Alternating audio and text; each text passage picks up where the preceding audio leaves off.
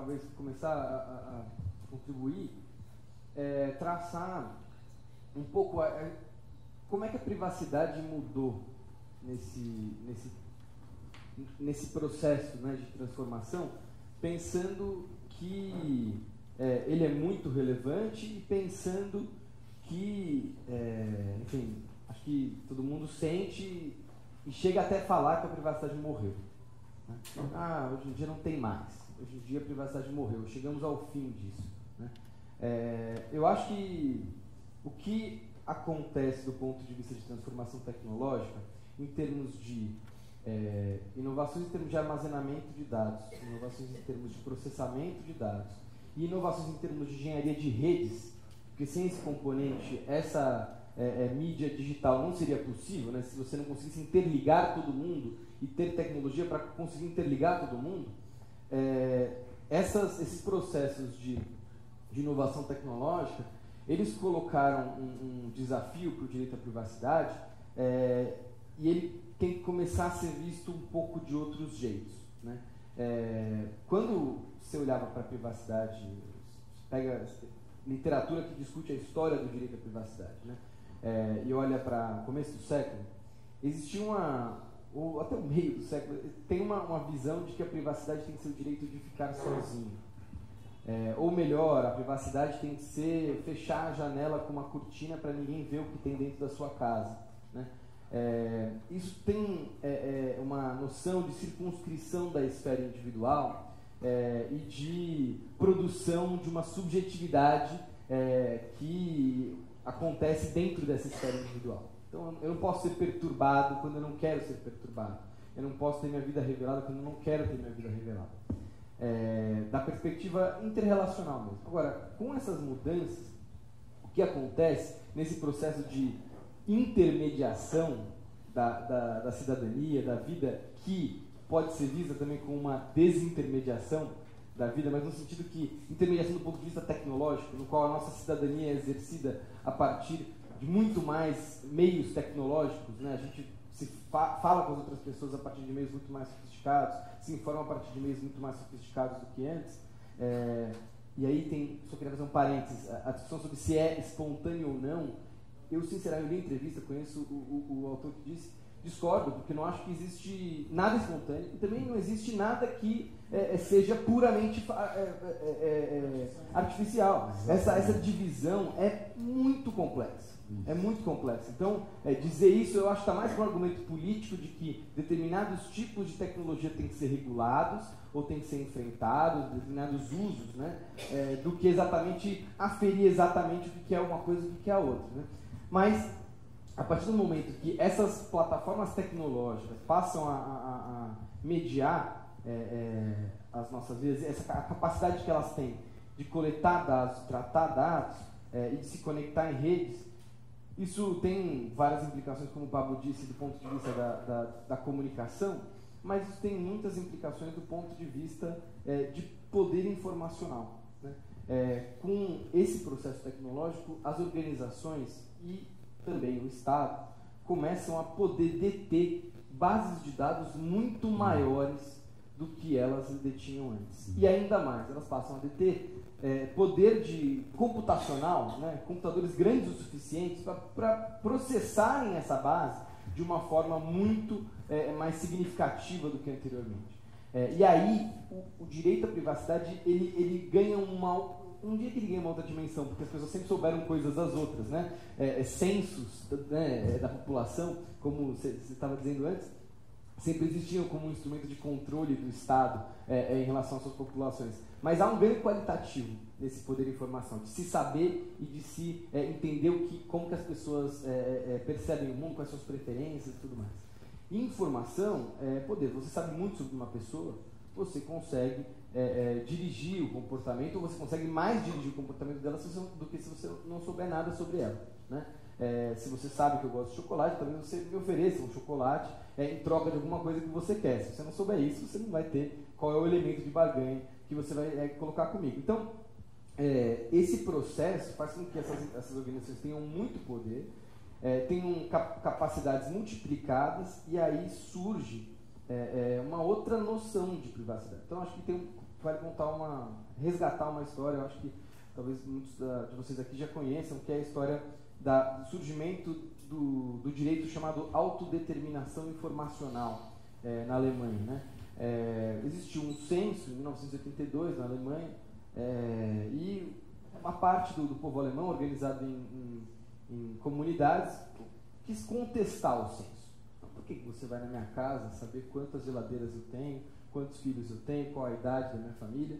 Não queremos, eu quero ter poder a respeito desses dados, porque você, governo, pode utilizá-los para me perseguir ou para me prejudicar. E isso foi para o judiciário, muito tempo se passou dentro do judiciário, e quando chegou a Suprema Corte da Alemanha, foi talhado esse conceito de autodeterminação informacional, ou seja, de que a pessoa é titular dos dados pessoais que dizem respeito a ela e que ela tem que ter controle a respeito desses dados, né? A partir daí, e aí acho que isso é só uma das várias histórias no qual essa questão apareceu do ponto de vista regulatório. Nos outros países da Europa continental, mesmo na Inglaterra é diferente, nos Estados Unidos é bastante diferente, mas essa questão de controle dessas organizações começa a surgir. E aí surgem várias questões regulatórias, eu vou terminar falando um pouco sobre elas. Se a gente percebe que os maiores riscos associados a isso, quais são, né, os maiores riscos, eu acho que dá para esquematicamente pensar em 3 grupos de tensões, né, 3 grandes tensões. A primeira é do ponto de vista de coleta dos dados.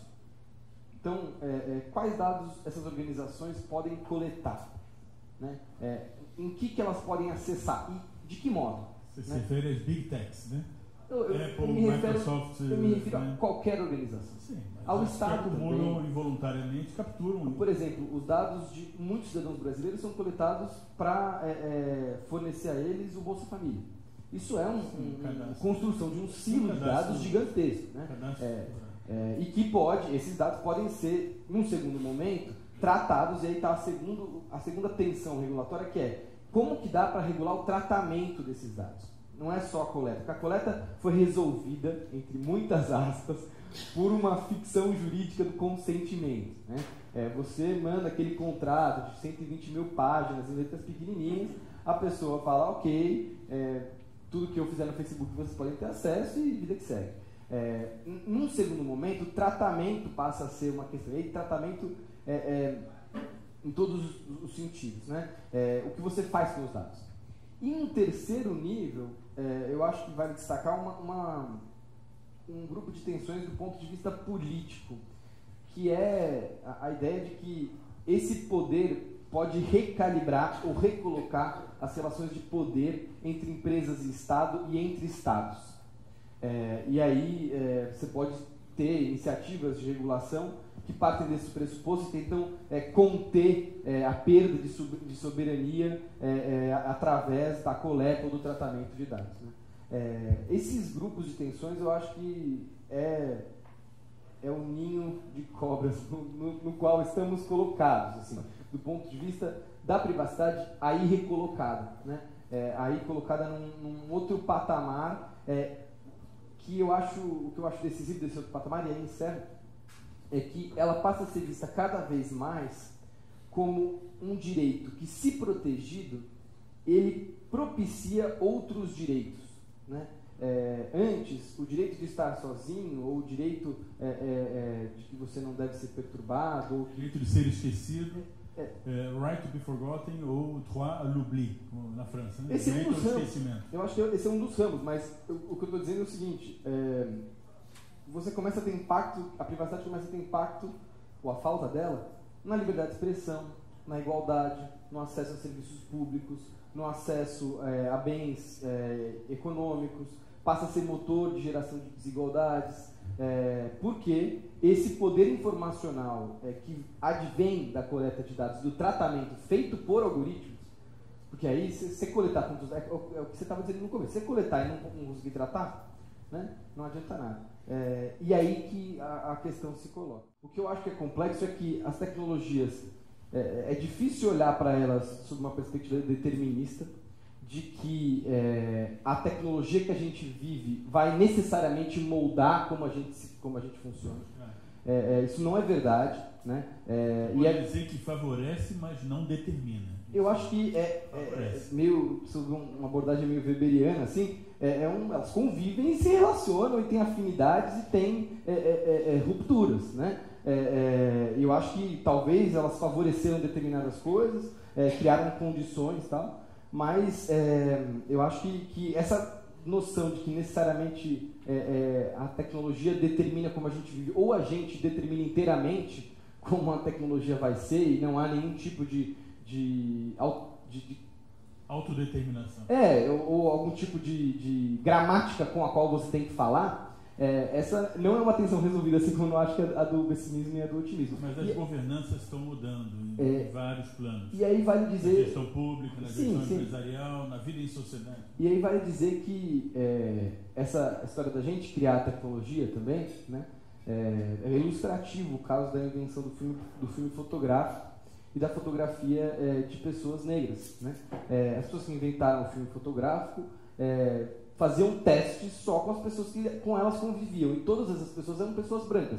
Então a tecnologia ela apareceu. Na hora que você foi tirar a foto de uma pessoa negra, a tecnologia não funcionava bem, não funcionava do jeito que você queria que ela funcionasse, porque ela tem um viés de como a pessoa testou, de onde que a pessoa veio, do que a pessoa quer fazer. E esse ponto eu acho que é muito importante, porque todas essas tecnologias estão sendo gestadas a partir de espaços bem específicos, como é o Vale do Silício. E aí termina.